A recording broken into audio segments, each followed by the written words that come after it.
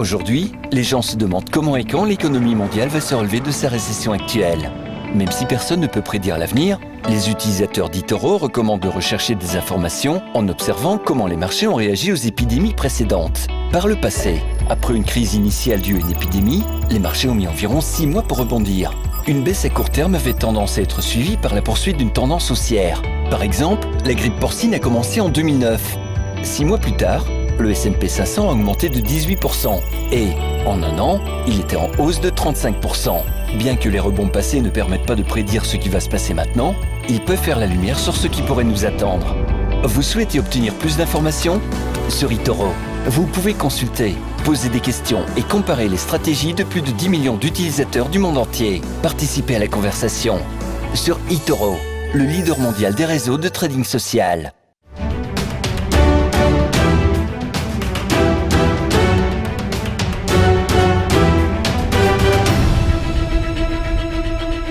Infos qui ont marqué l'actualité. On démarre avec l'impact de la crise du Covid-19 sur notre PIB. La Banque de France estime à 27% la chute de notre PIB sur le mois d'avril. Malgré le déconfinement, le PIB pourrait encore chuter de plus de 15% en mai. Puis à plus long terme, la Banque de France estime que sur l'année, le confinement devrait impacter notre économie, l'amputer d'au moins 6%. Le gouverneur de l'institution, François Villeroy de Gallo, a effectivement expliqué sur France Inter que les 2 mois de confinement nous ont coûté sur la croissance annuelle près de 6% de perte et que la perte sur l'ensemble de l'année sera plus élevée que cela puisque pendant le redémarrage, l'activité restera partielle, forcément. Fin de citation. Autre information, le mois d'avril a quand même été moins impactant que le mois de mars. Le point de conjoncture était alors de 32%. Le gouverneur de la Banque de France a estimé qu'à la fin du mois de mai, l'économie française pourrait donc fonctionner à environ 83% de ses capacités contre 73% seulement au mois d'avril. Il a également rappelé la nécessité d'une action publique sélective pour soutenir les fonds propres des entreprises.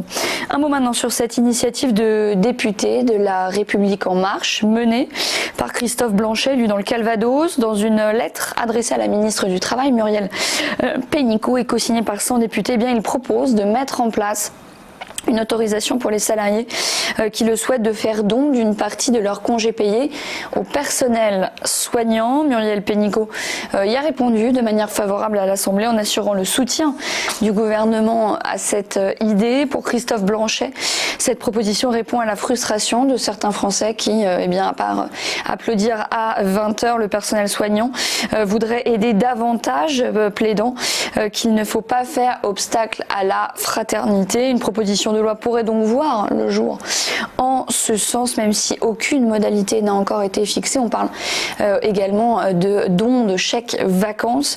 À noter également qu'un député LR, Maxime Minot, dénonce un plagiat en affirmant que son groupe avait déjà déposé fin mars une proposition de loi similaire.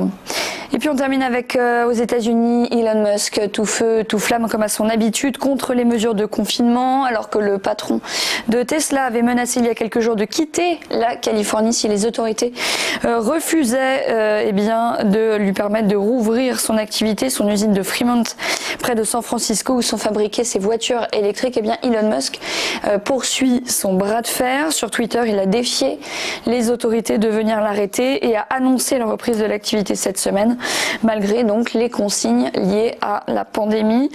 Je cite, Tesla reprend la production contre les règles du comté d'Alameda. Je serai dans les rangs avec tout le monde. Si quelqu'un est arrêté, je demande que ce soit moi et moi seul. Fin de citation. Face à l'entêtement du milliardaire, les autorités locales ont répondu qu'elles s'attaqueront au problème étape par étape, comme pour toutes les entreprises qui refusent ces règles de confinement toujours en vigueur en Californie. Leur objectif, trouver un accord sur les nouvelles conditions de travail, des tests de santé à l'entrée du bâtiment et des protocoles de sécurité à l'intérieur. Voilà pour les principales informations. Petit point Sur la bourse maintenant, avec les places européennes qui ont fini la séance stabilisée dans l'ensemble. Hier, à l'exception du CAC 40 qui a terminé en léger repli, moins 0,39% à 4472 points.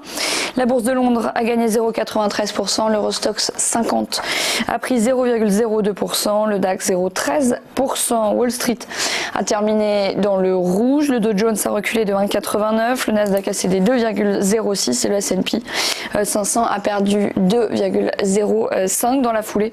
Au Japon, la bourse de Tokyo a fini dans le rouge également ce mercredi avec le Nikkei qui a perdu 0,49% et le Topix 0,14%. Voilà pour ce point bourse. Restez bien avec nous, le Live TV Finance continue dans un instant avec l'ouverture de la bourse de Paris, c'est le CAC 40.